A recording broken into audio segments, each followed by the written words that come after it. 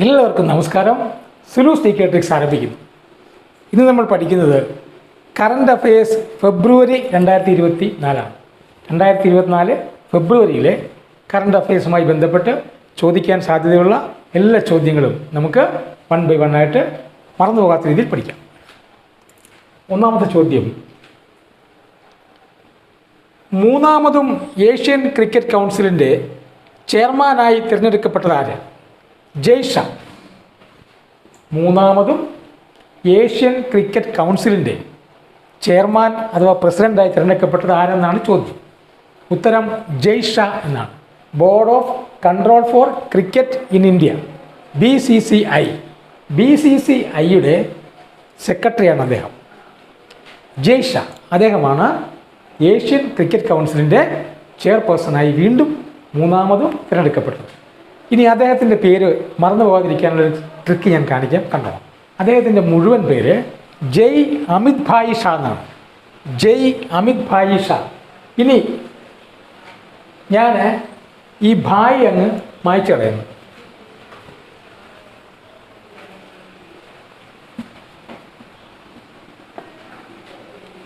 ഇപ്പോൾ നിങ്ങൾക്ക് എന്താണ് വായിക്കാൻ പറ്റുന്നത്? അമിത് ഷാ. ഇപ്പോൾ നിങ്ങൾക്ക് വായിക്കാൻ പറ്റുന്നത് അമിത് ഷാ. അതെ, അദ്ദേഹം അമിത് ഷായുടെ പുത്രനാണ്. ഇന്ത്യയുടെ ആഭ്യന്തരമന്ത്രിയായിട്ടുള്ള അമിത് ഷായുടെ പുത്രനാണ് ജയ് ഷാ. അദ്ദേഹമാണ് ഏഷ്യൻ ക്രിക്കറ്റ് കൗൺസിലിൻ്റെ ചെയർപേഴ്സൺ. ഓക്കെ. അസമിൻ്റെ സംസ്ഥാന ഫലമായി പ്രഖ്യാപിക്കപ്പെട്ട ഫലം കാജി നിമു.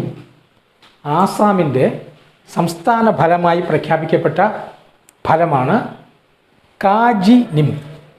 ജി എന്ന് പറഞ്ഞാൽ നമുക്കറിയാം, ബഹുമാന പുരസ്സരം ഹിന്ദിയിൽ ഉപയോഗിക്കുന്നൊരു വാക്കാണ് ജി. കായ എന്ന് പറഞ്ഞാൽ ഫലമെന്നാണ് അല്ലേ, ബഹുമാന പുരസ്സരം ഉപയോഗിക്കുന്ന ഫലം കാജി എന്ന് വേണം നമുക്ക് പറയാം. ഇനി നിമു എന്നാണ് അതിൻ്റെ പേര്, നി മു. ഒരുതരം നാരങ്ങയാണ്, ചെറുനാരങ്ങ പോലത്തെ സംഗതിയാണിത്. അതാണ് ആസാമിൻ്റെ ഔദ്യോഗിക ഫലം. ഇനി ഈ നിമു ഓർത്തിരിക്കാൻ എന്ത് ഓർത്താൽ മതി? മുനിയെ ഓർത്താൽ മതി. മുനി, മുനിയെ തിരിച്ചിട്ടാൽ നിമു, മുനിയെ തിരിച്ചിട്ടാൽ നിമു. ഓക്കെ. 2024 ജനുവരി 22 മുതൽ ഫെബ്രുവരി 3 വരെ ഹിമാചൽ പ്രദേശിലെ ബാക്ലോഹിൽ നടന്ന ഇന്ത്യയും കിർഗിസ്ഥാനും ചേർന്ന് നടത്തിയ സൈനികാഭ്യാസത്തിൻ്റെ പേര് ഖൻഷ. 2024 ജനുവരി ഫെബ്രുവരി മാസത്തിലാണ് ഹിമാചൽ പ്രദേശിലെ ബാക്ലോഹിൽ എന്ത് നടന്നത്? ഇന്ത്യയും കിർഗിസ്ഥാനും ചേർന്നുള്ള ഒരു സൈനികാഭ്യാസം നടന്നു.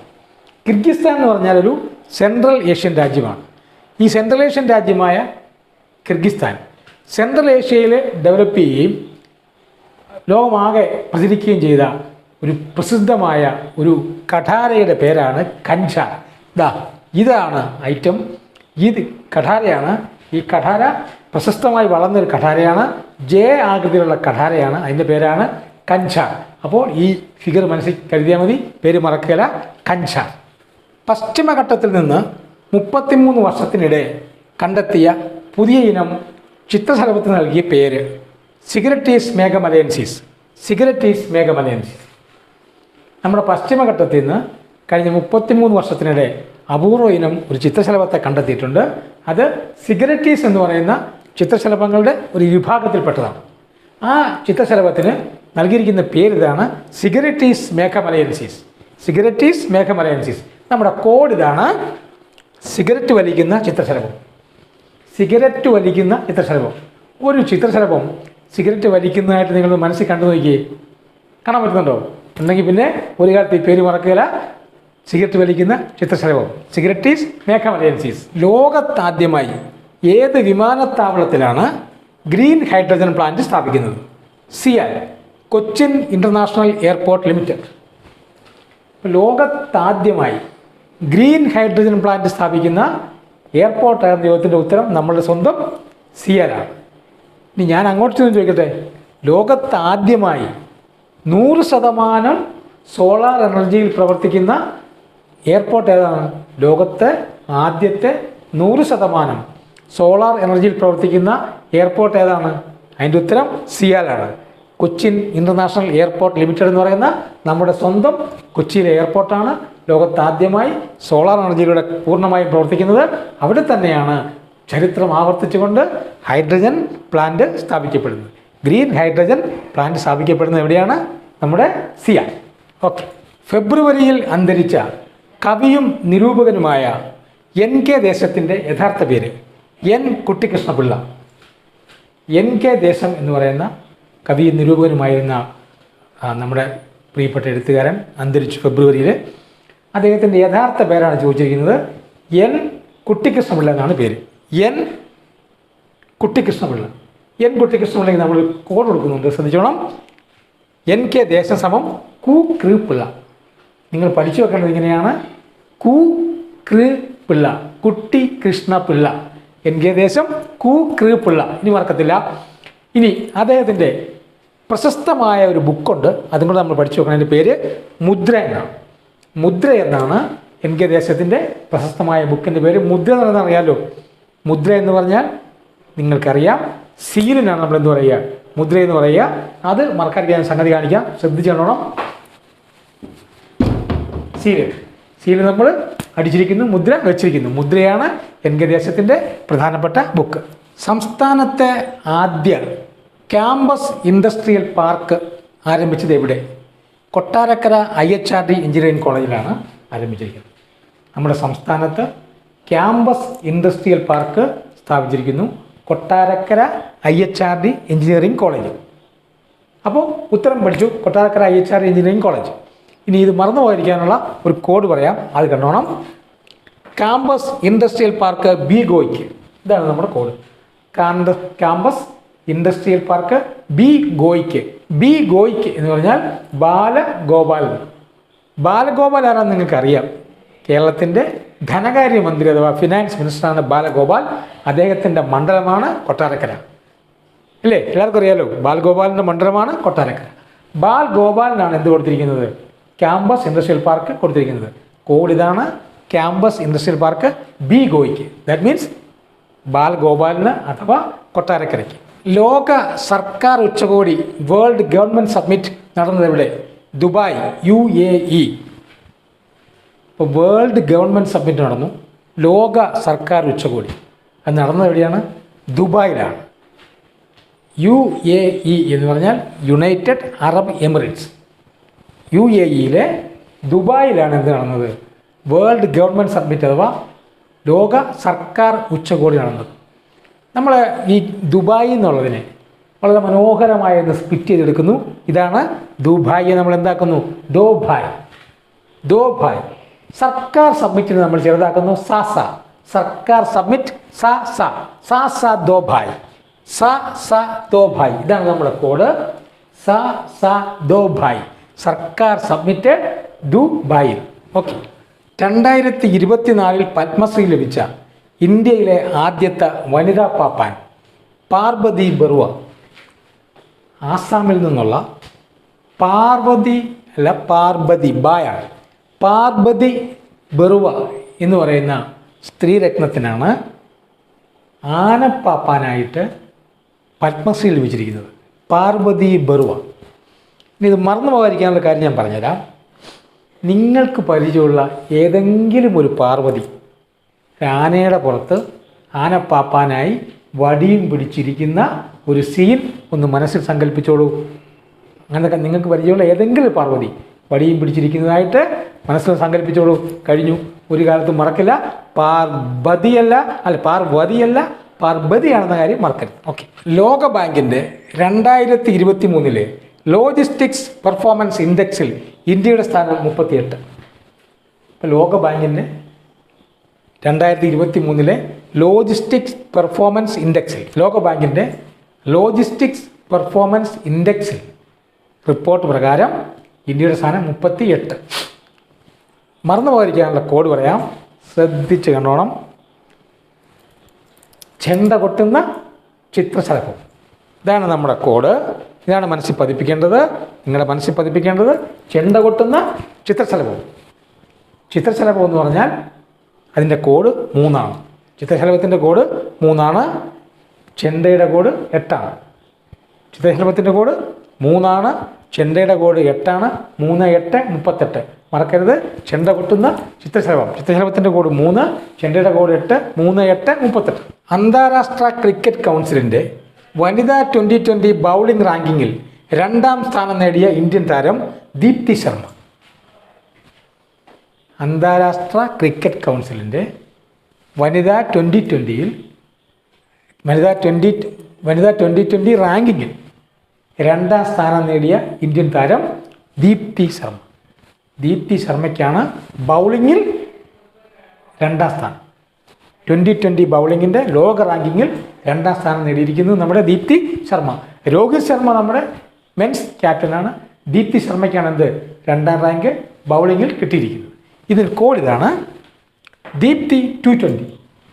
ദീപ്തി 2,20. ദീപ്തി 2 എന്ന് പറഞ്ഞാൽ 2ാം സ്ഥാനം, 20 എന്ന് പറഞ്ഞാൽ 2020 ക്രിക്കറ്റിലാണ് ദീപ്തി ശർമ്മയ്ക്ക് 2ാം സ്ഥാനം ലഭിച്ചിരിക്കുന്നത്. ഓക്കെ അല്ലേ? മഹാകവി ജി ശങ്കരക്കുറുപ്പ് സ്മാരകം ഉദ്ഘാടനം ചെയ്തത് എവിടെ? എറണാകുളം മറൈൻ ഡ്രൈവിൽ. എറണാകുളം മറൈൻ ഡ്രൈവിൽ നമ്മുടെ ഗവൺമെൻറ് എന്ത് ചെയ്തു? ജി ശങ്കരക്കുറുപ്പിൻ്റെ പുതിയൊരു സ്മാരകം പണിതു. അത് ഉദ്ഘാടനം ചെയ്തു. എറണാകുളം മറൈൻ ഡ്രൈവിലാണ്. എറണാകുളത്ത് കാലടിക്കടുത്തുള്ള നായത്തോട് എന്ന് പറയുന്ന സ്ഥലത്താണ് മഹാകവി ജി ശങ്കരക്കുറുപ്പ് ജനിച്ചത്. അതുകൊണ്ട് തന്നെ എറണാകുളം ജില്ലയിലെ കേന്ദ്രമായിട്ടുള്ള മറൈൻ ഡ്രൈവിലാണ് ഇപ്പോൾ നമ്മൾ സ്മാരകം പണിതിട്ടുള്ളത്. ഇനി ജി ശങ്കരക്കുറുപ്പിൻ്റെ പ്രധാനപ്പെട്ട കൃതിയാണ് ഓടക്കുഴൽ. ആ ഓടക്കുഴൽ എന്ന് പറയുന്ന കൃതിക്കാണ് 1965 ഇന്ത്യയിൽ പ്രഥമമായി ആദ്യമായി എന്ത് കിട്ടിയത്? ജ്ഞാനപീഠം കിട്ടിയ പുസ്തകത്തിൻ്റെ പേരാണ് ഓടക്കുഴൽ. ഇന്ത്യയിലെ ആദ്യത്തെ ജ്ഞാനപീഠം കിട്ടിയത് മലയാളിക്കാണ്, ജി ശങ്കരക്കുറുപ്പിനാണ്. പുസ്തകത്തിൻ്റെ പേര് ഓടക്കുഴൽ. നിരവധി തവണ ചോദിച്ചിട്ടുള്ള പുസ്തകമാണ് ഓടക്കുഴൽ. അതിലുപരി ഈ പുസ്തകം മാത്രമല്ല, അതിൻ്റെ അവതാരിക എഴുതിയ ആളുടെ പേരും PSC ആവർത്തിക്കുന്നതാണ്. എസ് ഗുപ്തൻ നായർ സാറാണ് എന്ത് ചെയ്തത്? ഓടക്കുഴലിന് അവതാരിക എഴുതിയിരിക്കുന്നത്. ഓടക്കുഴൽ 1965, എസ് ഗുപ്തൻ നായർ അവതാരിക എഴുതി. World cancer day February 4. Close the care gap. ലോക ക്യാൻസർ ദിനം എന്നാണെന്നാണ് ചോദ്യം. ലോക ക്യാൻസർ ദിനം February 4 4 എന്ന് പറയുന്ന നമ്പറിന് ക്യാൻസറിൽ വലിയ പ്രാധാന്യമുണ്ട്. ക്യാൻസർ വന്ന വ്യക്തികളുമായോ ബന്ധുക്കളുമായോ ഒക്കെ ഇടപെട്ടിട്ടുള്ളവർക്കറിയാം, ക്യാൻസറിൻ്റെ 4th സ്റ്റേജ് എന്ന് പറഞ്ഞു കഴിഞ്ഞാൽ ഡേഞ്ചറസ് ആയ സ്റ്റേജാണ്. ആള് മരണപ്പെടാൻ സാധ്യതയുള്ള അപകടകരമായ അവസാനത്തെ സ്റ്റേജാണ് 4. അതുകൊണ്ട് തന്നെ ക്യാൻസറിൻ്റെ ലോക ദിനത്തിനെടുത്തിരിക്കുന്ന ഡേറ്റ് ഏതാണ്? 4 February 4. ഫെബ്രുവരി എന്ന് പറഞ്ഞാൽ എന്താണെന്നറിയാം നമുക്ക്? 12 മാസങ്ങളിൽ ഏറ്റവും കുറവ് ദിവസങ്ങളുള്ള മാസമാണ് ഫെബ്രുവരി. പിടിപെട്ടാൽ ഏതൊരു മനുഷ്യൻ്റെയും ആയുസ്സിനെ കുറയ്ക്കുന്നതാണ് ക്യാൻസർ. അതുകൊണ്ട് തന്നെ ഏറ്റവും കുറഞ്ഞ ദിവസങ്ങളുള്ള മാസമായ February 4 ലോക ക്യാൻസർ ദിനം. ഇനി അതിൻ്റെ ഈ 2024 ക്യാൻസർ ദിനത്തിൻ്റെ മെസ്സേജ്, അതിൻ്റെ സ്ലോഗൻ എന്താണെന്ന് ചോദ്യത്തിന് ഉത്തരം എന്താണ്? Close the care gap. Close the care gap. Close the care gap. പരിചരണ വിടവ് അടയ്ക്കുക. കെയർ ചെയ്യുമ്പോൾ ഉണ്ടാകുന്ന പരിചരണത്തിൻ്റെ വിടവ് അടയ്ക്കുക. പരിചരണ വിടവ് അടയ്ക്കുക. Close the care gap. ഇതാണ് ഈ വർഷത്തെ ക്യാൻസറിൻ്റെ പ്രമേയം. മിലൻ നാവികാഭ്യാസത്തിൻ്റെ 12ാം എഡിഷൻ്റെ വേദി വിശാഖപട്ടണം. മിലൻ എന്ന് പറയുന്നത് ഇന്ത്യ നേതൃത്വം നൽകുന്ന അന്താരാഷ്ട്ര നാവിക അഭ്യാസമാണ് മിലൻ. ആ മിലൻ്റെ 12ാമത് എഡിഷൻ നടന്നു. അതെവിടെ വെച്ചായിരുന്നു? അത് ഈ ഫെബ്രുവരിയിൽ എവിടെ വെച്ച് നടന്നു? വിശാഖപട്ടണത്ത് വെച്ച് നടന്നു. വിശാഖപട്ടണത്താണ് മിലൻ്റെ 12ാമത് എഡിഷൻ നാവികാഭ്യാസം നടന്നത്. ഇനി വിശാഖപട്ടണം എന്ന് പറയുന്നത് നമ്മൾ ഒരു പുതിയ പേര് നൽകി പഠിക്കുകയാണ്, വിസാൽ. മിലൻ വിസാൽ. ഗഗൻയാൻ യാത്രികരെ സഹായിക്കാൻ വിക്രം സാരാഭായി സ്പേസ് സെൻറ്റർ വികസിപ്പിച്ച ആപ്ലിക്കേഷൻ്റെ പേര് സഖി ആപ്പ്. ഗഗന സഖി. ഗഗൻയാൻ യാത്രയ്ക്ക് പോകുന്ന നമ്മളുടെ യാത്രികരെ സഹായിക്കാൻ വേണ്ടി, അവർക്ക് പരസ്പരം ഉപയോഗിക്കാൻ വേണ്ടി ഒരു ആപ്പ് നമ്മുടെ Vikram Sarabhai space centre develop ചെയ്തിരിക്കുന്നു. അതിൻ്റെ പേരാണ് സഖി ആപ്പ്. ഓർത്തിരിക്കാനുള്ള കോഡ് ഇതാണ്: ഗഗന സഖി. ഗഗന സഖി എന്ന് പഠിച്ചു വെക്കുക. ഗഗൻ യാത്രയ്ക്ക് പോകുന്നവരെ സഹായിക്കാനുള്ള ആപ്പ് ഗഗന സഖി. സംസ്ഥാനത്തെ ആദ്യ സമ്പൂർണ്ണ ഡിജിറ്റൽ നിയോജക മണ്ഡലമായി തിരഞ്ഞെടുക്കപ്പെട്ടത് തളിപ്പറമ്പ് കണ്ണൂർ. കണ്ണൂർ ജില്ലയിലെ തളിപ്പറമ്പ് നിയോജക മണ്ഡലമാണ് സംസ്ഥാനത്തെ ആദ്യത്തെ സമ്പൂർണ്ണ ഡിജിറ്റൽ നിയോജക മണ്ഡലമായി തിരഞ്ഞെടുക്കപ്പെട്ടിരിക്കുന്നത്. അതിനൊരു പ്രത്യേകതയുണ്ട് ആ മണ്ഡലത്തിന്. ആ പ്രത്യേകത ഞാൻ പറഞ്ഞുതരാം. തളിപ്പറമ്പ് CPM സംസ്ഥാന സെക്രട്ടറി ആയിട്ടുള്ള MV ഗോവിന്ദൻ മാസ്റ്ററുടെ മണ്ഡലമാണ്. CPM സംസ്ഥാന സെക്രട്ടറിയുടെ മണ്ഡലമാണ് തളിപ്പറമ്പ്. പാർട്ടി സെക്രട്ടറിയുടെ മണ്ഡലത്തിനാണ് സമ്പൂർണ്ണ ഡിജിറ്റൽ മണ്ഡലം. ഇനി മറക്കില്ലല്ലോ, തളിപ്പറമ്പ് കണ്ണൂർ. 2024 ഫെബ്രുവരി 21 അന്തരിച്ച മുതിർന്ന നിയമജ്ഞൻ ഫാലി എസ് നരിമാൻ്റെ ആത്മകഥയുടെ പേര് ബിഫോർ മെമ്മറി ഫെയിൽസ്. പത്മഭൂഷണും പത്മവിഭൂഷണും നൽകി നമ്മുടെ രാജ്യം ആദരിച്ച നിയമ പണ്ഡിതനായ വ്യക്തിയുടെ പേരാണ് ഫാലി എസ് നരിമാൻ. അദ്ദേഹത്തിൻ്റെ ആത്മകഥ വളരെ ചർച്ച ചെയ്യപ്പെടുന്നതാണ്. അതിൻ്റെ പേരാണ് before memory fails. Before memory fails, ഓർമ്മ മങ്ങുന്നതിന് മുൻപ്. മലയാളത്തിൽ പറഞ്ഞാൽ ഓർമ്മ മങ്ങുന്നതിന് മുൻപ് എഴുതപ്പെട്ട പുസ്തകമാണ് ബിഫോർ മെമ്മറി ഫെയിൽസ്. ഈ ഫാലിയുടെ FAയും ഫെയ്ഡ്സിൻ്റെ FAയും കൂടെ നമ്മൾ ലിങ്ക് ചെയ്യുന്നു. ഫാലിയുടെ FA ഫെയ്ഡ്സിൻ്റെ FAയുമായിട്ട് ലിങ്ക് ചെയ്യുന്നു. മറന്നു പോകാതിരിക്കാം. Fades and folly, before memory fails. ഫെബ്രുവരി 17 രാജസ്ഥാനിലെ പൊക്രാൻ മരുഭൂമിയിൽ നടന്ന ഇന്ത്യൻ വ്യോമസേനയുടെ അഭ്യാസ പ്രകടനത്തിൻ്റെ പേരെന്ത്? വായുശക്തി. ഫെബ്രുവരി 17 പൊക്രാനിൽ എന്ത് നടന്നു? ഇന്ത്യൻ വ്യോമസേനയുടെ ഒരു അഭ്യാസ പ്രകടനം നടന്നു. അതിനൊരു പേരിട്ടുള്ളതാണ് വായുശക്തി. ഓർത്തിരിക്കാൻ ഒരു പാടുമില്ല.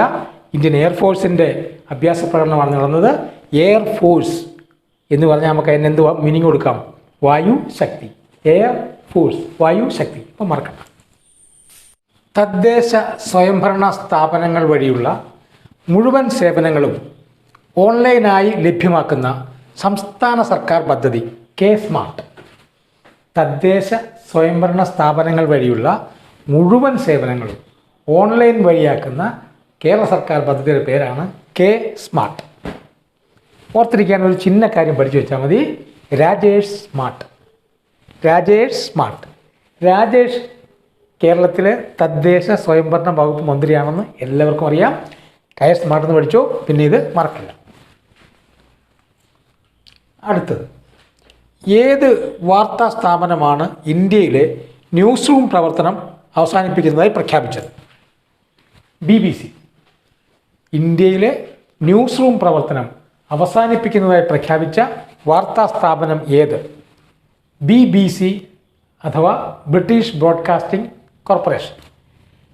നമ്മുടെ ഇൻകം ടാക്സ് ഡിപ്പാർട്ട്മെൻറ്റിൻ്റെ നിരന്തരമായ അന്വേഷണങ്ങളും പരിശോധനകളും തുടർന്ന് അവരെന്ത് ചെയ്തു? ഇന്ത്യയിലെ ന്യൂസ് റൂം പ്രവർത്തനം അവസാനിപ്പിച്ചു. 2024 രഞ്ജി ട്രോഫി ക്രിക്കറ്റ് ജേതാക്കൾ മുംബൈ വാങ്കഡെ സ്റ്റേഡിയത്തിൽ നടന്നു. 2ാം സ്ഥാനം വിദർഭ. 2024 രഞ്ജി ട്രോഫി മത്സരം കഴിഞ്ഞു. മുംബൈയാണ് ജയിച്ചത്. 2ാം സ്ഥാനം വിദർഭയ്ക്കാണ്. വാങ്കഡെ സ്റ്റേഡിയത്തിലാണ് നടന്നത്. ഇതാണ് നിങ്ങൾ ഓർത്തിരിക്കാൻ വേണ്ടി പറയുന്ന കാര്യം. രഞ്ജിയിൽ മുത്തമിട്ട് മുംബൈ, വിങ്ങിപ്പൊട്ടി വിദർഭ. ഇതൊന്ന് ചെറുതായിട്ട് കേട്ട് വെച്ചാൽ മതി, പിന്നെ നിങ്ങൾ മറന്നു പോകില്ല. രഞ്ജിയിൽ മുത്തമിട്ട് മുംബൈ, വിങ്ങിപ്പൊട്ടി വിദർഭ. രഞ്ജിയിൽ മുത്തമിട്ട് മുംബൈ, വിങ്ങിപ്പൊട്ടി വിദർഭ. പ്രധാനമന്ത്രി ജീവൻ ജ്യോതി ഭീമ യോജനയിൽ 100% സാച്ചുറേഷൻ നേടിയ ഇന്ത്യയിലെ ആദ്യ ജില്ല വയനാട്. പ്രധാനമന്ത്രി ജീവൻ ജ്യോതി ഭീമ യോജന എന്നൊരു പോളിസിയുണ്ട്. അത് LIC നേതൃത്വം കൊടുക്കുന്ന പോളിസിയാണ്. 18-നും 50-നും ഇടയിൽ പ്രായമുള്ളവർക്ക് വേണ്ടിയുള്ള പോളിസിയാണ്. പ്രീമിയം വളരെ കുറവാണ്. ജനങ്ങളെ സഹായിക്കാൻ വേണ്ടിയുള്ള പോളിസിയാണ്. രാജ്യത്തെ ആദ്യത്തെ ജില്ലയാണ് 100% സാച്ചുറേഷൻ നേടിയിരിക്കുന്നത് പ്രധാനമന്ത്രി ജീവൻ ജ്യോതി ഭീമ യോജനയിൽ. ഒരു കോഡ് പറയാം. വയനാട് PM ജ്യോതി. വയനാട് PM ജ്യോതി. വയനാട് PM ജ്യോതി. പ്രഥമ മാധവിക്കുട്ടി പുരസ്കാരത്തിന് അർഹമായ താരം KR മീര. KR മീരയാണ് പ്രഥമ മാധവിക്കുട്ടി പുരസ്കാരത്തിന് അർഹമായിരിക്കുന്നത്. നമുക്ക് ഓർത്തിരിക്കാൻ ഒരു ചെറിയ കോഡ് പറയാം. മീരാ മാധവം. ഇതാണ് മീരാ മാധവം. പ്രഥമ മാധവിക്കുട്ടി പുരസ്കാരം ആർക്കാണ്? KR മീരയ്ക്ക്. KR മീര നമ്മുടെ നോവലുകളും കഥകളും എഴുതുന്ന പ്രശസ്തയായ ഒരു എഴുത്തുകാരിയാണ്. അവരുടെ വളരെ പ്രധാനപ്പെട്ട ഒരു പുസ്തകമുണ്ട്. അതിൻ്റെ പേരാണ് ആരാച്ചാർ. ഈ ആരാച്ചാർ എന്ന് പറയുന്ന പുസ്തകം കേരള സാഹിത്യ അക്കാദമിയുടെയും കേന്ദ്ര സാഹിത്യ അക്കാദമിയുടെയും ഓടക്കുഴൽ അവാർഡും വയലാർ അവാർഡും അടക്കമുള്ള അവാർഡുകൾ നേടിയ പുസ്തകമാണ് KR മീരയുടെ ആരാച്ചാർ. മറക്കണ്ട. സമുദ്രങ്ങൾ, അന്തരീക്ഷം, കാലാവസ്ഥ തുടങ്ങിയവയെപ്പറ്റി പഠനം നടത്തുന്നതിനായി നാസ വിക്ഷേപിച്ച ഉപഗ്രഹത്തിൻ്റെ പേര് പേസ്. നാസയുടെ പേസ് ബൗളിംഗ്. ഫെബ്രുവരിയിൽ നാസ ഒരു ഉപഗ്രഹം വിക്ഷേപിച്ചു. ആ ഉപഗ്രഹം കാലാവസ്ഥ, അന്തരീക്ഷം, സമുദ്രങ്ങൾ എന്നിവയെക്കുറിച്ച് പഠിക്കുന്നതിനാണ്. അതിൻ്റെ പേരെന്താണ്? നമ്മുടെ പേസ് ബൗളിങ്ങിൻ്റെ പേസാണ്. അതുകൊണ്ട് നമ്മളതിന് ഓർത്തിരിക്കാൻ വേണ്ടി ഇങ്ങനെ പഠിക്കുന്നു, നാസയുടെ പേസ് ബൗളിംഗ്. 2023-24 മികച്ച കളക്ടറേറ്റും കളക്ടറും തിരുവനന്തപുരം ജെറോമിക് ജോർജ് കളക്ടർ. നമ്മുടെ റവന്യൂ ഡിപ്പാർട്ട്മെൻറ്റ് 2023-24 മികച്ച കളക്ടറേയും മികച്ച കളക്ടറേറ്റിനെ തിരഞ്ഞെടുത്തിട്ടുണ്ട്. അതാണ് ഈ കിടക്കുന്നത്. തിരുവനന്തപുരമാണ് കളക്ടറേറ്റ്. കളക്ടർ ജെറോമിക് ജോർജാണ്. ജെറോമിക് ജോർജ് എന്ന് പറയുന്ന പേരിന് ഒരു പ്രത്യേകതയുണ്ട്. അത് കേട്ടാൽ അങ്ങനെ മറക്കുന്ന പേരല്ല. നമുക്ക് ഓർത്തിരിക്കാൻ ഒരു കുഞ്ഞു കോഡുണ്ട്. DC Jerome. DC means district collector Jerome. District collector Jeromic George. DC Jerome. അങ്ങനെ പഠിച്ചു വെച്ചാൽ മതി. ഇത് വന്നാൽ നമുക്ക് എഴുതാം. ഓക്കെ, ഇത്രയും കാര്യങ്ങളാണ് നമുക്ക് 2024 ഫെബ്രുവരിയിലെ കറണ്ട് അഫയേഴ്സുമായി ബന്ധപ്പെട്ട് അത്യാവശ്യമായി പഠിച്ചിരിക്കേണ്ടത്. ഇത്തരം കാര്യങ്ങൾ പഠിച്ചാൽ നമുക്ക് പരീക്ഷയ്ക്ക് വരുന്ന ചോദ്യത്തിന് ഉത്തരമെഴുതാൻ കഴിയും. അടുത്ത ക്ലാസ്സിൽ വീണ്ടും കാണാം. നന്ദി, നമസ്കാരം.